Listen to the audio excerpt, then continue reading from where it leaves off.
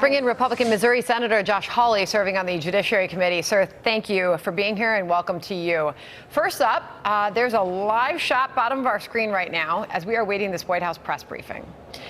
If you were in the room, your question to the White House is what? What should we be demanding as the American public, this White House tells us today? Well, my question is, why hasn't the 25th Amendment been invoked? That's the amendment that says when the president is incapable of discharging the functions of his office, he needs to be removed and replaced. The cabinet can do that. I mean, we're talking about the election, and of course that's important, but let's talk about right now. Let's talk about the security of the American people. This guy has the nuclear codes, let's not forget. We've all seen the debate footage. We've all seen his press conferences. I've seen him at the State of the Union. This guy is clearly not capable, not only of running for re-election, that's the least of it. He's not capable of being president. He ought to be removed right now. Okay, so there's questions whether or not there are some in the Democrat Party even who feel like you do. And if they do, there's not a lot of them that are saying that. Although this is Cori Bush when asked if the party is backing the president right now. Listen. Congresswoman, can you describe the temperature in the room? Biden right now. Right now, the same right-wing influences that are trying to take me down are trying to take down President Biden. So that's where my head is. But I'm listening to my colleagues and I'm listening to my constituents. At the end of the day, we got to beat back these right-wing influences. So not only are there some Democrats standing by the president's side insisting he's okay and should continue to run, Cori Bush is suggesting that right-wing influences right now are trying to take Democrats down, trying to take the president down. How do you respond to that? Well, I think that Joe Biden's worst enemy is Joe Biden.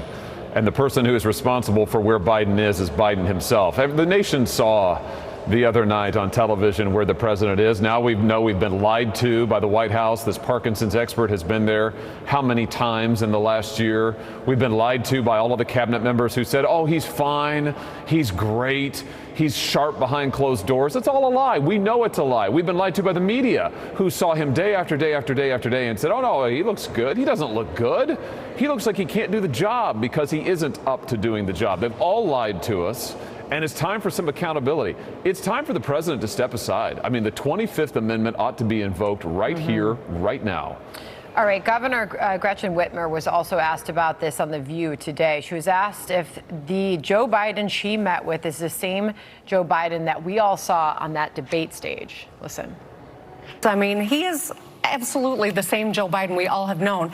I think we all have our bad moments, and certainly he's the first to admit that that was not the best performance at the debate, but nonetheless, he has been doing this job, and he's showing up with receipts for the American public.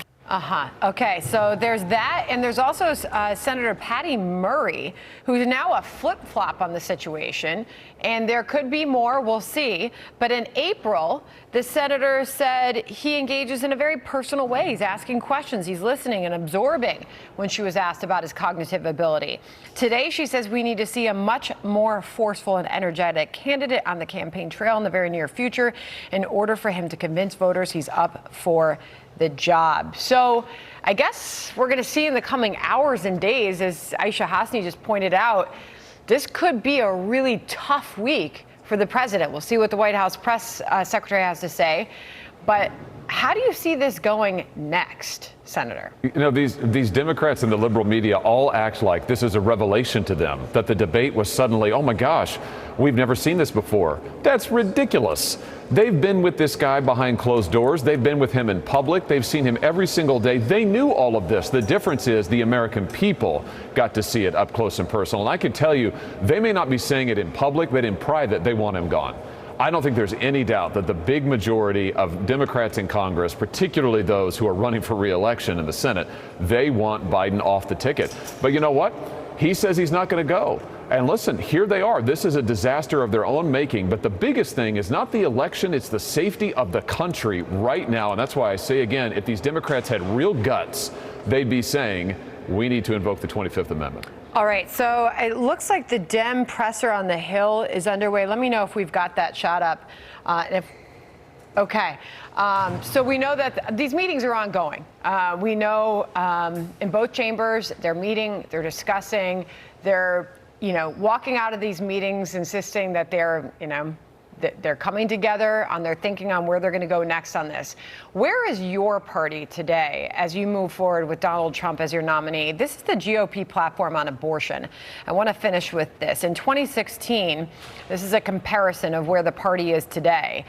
We support a human life amendment to the Constitution and legislation to make clear that the 14th Amendment's protection apply to children before birth.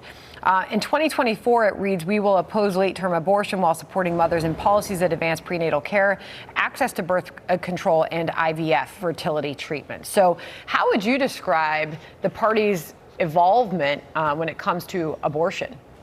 Well, I hope that the Republican Party is and will remain a firmly pro-life party. I mean, here's what we should be saying, that we are absolutely opposed to federal funding of abortions, taxpayer funding of abortions under any circumstance. We're opposed to the military being used for abortions, which the Democrats are doing right now.